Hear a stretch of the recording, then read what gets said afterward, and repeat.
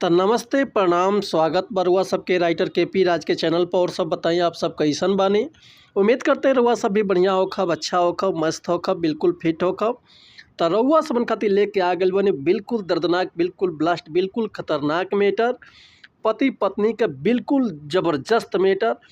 अवधेश प्रेमी के ट्रैक पर भोजपुरी ज़बरदस्त मैटर।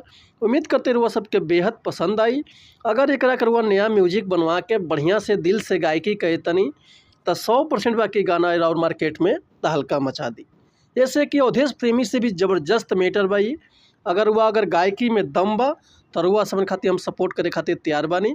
काहे से कि रुआ समन खातिर हम हर एक प्रकार के सॉन्ग लिखी ले, ट्रैक पर होखे चाहे नया कंपोजिशन होखे, चाहे वो अपना फरमाइश के हिसाब से कोनो भी मैटर लिखवा सकीले। आर्केस्ट्रा संग, लव संग, बेवफाई संग, पूर्वी, निर्गुण, भजन, लोकगीत, लयदारी, रंगदारी, जातिवाद संग, जिला स्पेशल गाना, चाहे सैड संग, चाहे विवाह गीत, चाहे विदाई गीत, चाहे धोबी दासो गीत, चाहे वो अपना मन पसंद के कोनो भी मैटर लिखवा सकीले, वो बिल्कुल उचित चार्ज पर। तो ये से कहल चाहब रउआ सबन से कि रउआ अगर हमारा चैनल पर आ गए बनी तो रउआ सबके निराश भइले के जरूरत नहीं है।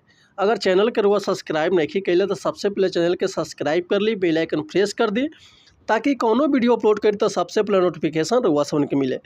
अगर रउआ सबके वीडियो अच्छा लागता, गाना पसंद आवता तो एगो प्यारा सा कमेंट कर दी। चली देर ना करते हुए आज के मैटर देखलिए कैसे बा, का एकर लय बा, का एकर धुन बा, ये रउआ सबन कम गा के बताओ। तो उम्मीद करते रउआ सबके बेहद पसंद आई। कुछ दिन पहले एगो अवधेश प्रेमी के गाना मार्केट में बहुत तहलका मचौले रहे कि ढोंढी में रगड़ नकवा लकवा ना मारी। यही ट्रैक पर रुआ सोन खातिर लेके आ गए बनी बिल्कुल ज़बरदस्त, बिल्कुल ब्लास्ट, बिल्कुल खतरनाक मैटर। पति पत्नी का ज़बरदस्त गाना। तो चलिए देखिए आज के गाना कैसे बा।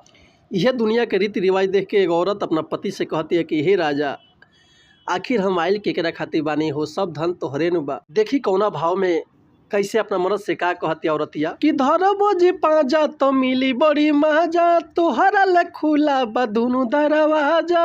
ए राजा सुनो तारा कि धरबो जी पाजा तो मिली बड़ी मजा, तोहरा ले खुला बा दुनु दरवाजा। चूसा होठ लाली तू आके हाली हाली वाला जोहरी ना होई, कि चूसा होठ लाली तू आके हाला हाली बोलो जोहरी ना होई। हे रजऊ कोरा में लेके चाट ढोढ़ी तो हे कमजोरी ना होई। हे रजऊ कोरा में लेके चाट ढोढ़ी तो हे कमजोरी ना होई। हे रजऊ कोरा में लेके चाट ढोढ़ी तो हे कमजोरी ना होई। तो उम्मीद करतनी मैटर रुआ सबके बेहद पसंद आयल होई। अगर ये गाना के रुआ फुल लिखवावल चाहतनी, चाहे एकर म्यूजिक बनवावल चाहतनी, चाहे रिकॉर्डिंग करवावल चाहतनी, तो रुआ बेहिचक कॉल या व्हाट्सअप कर सकीले। रुआ के बिल्कुल उचित चार्ज पर फुल गाना मिल जाई, बढ़िया से बढ़िया म्यूजिक मिल जाई, बढ़िया से बढ़िया रिकॉर्डिंग हो जाई। तो ये से कहल चाहब रुआ सबन से कि अगर हमारे गाँव में कहीं मिस्टेक होता तो भैया क्षमा चाहतनी। जैसे कि हम तो गायक ना, हम तो राइटर रुआ सबन के खाली बता सकीले, समझा सकीले। तब मिलत है नेक्स्ट वीडियो में कुछ नया गाना, कुछ नया धुन, कुछ नया कंपोजिशन लेके।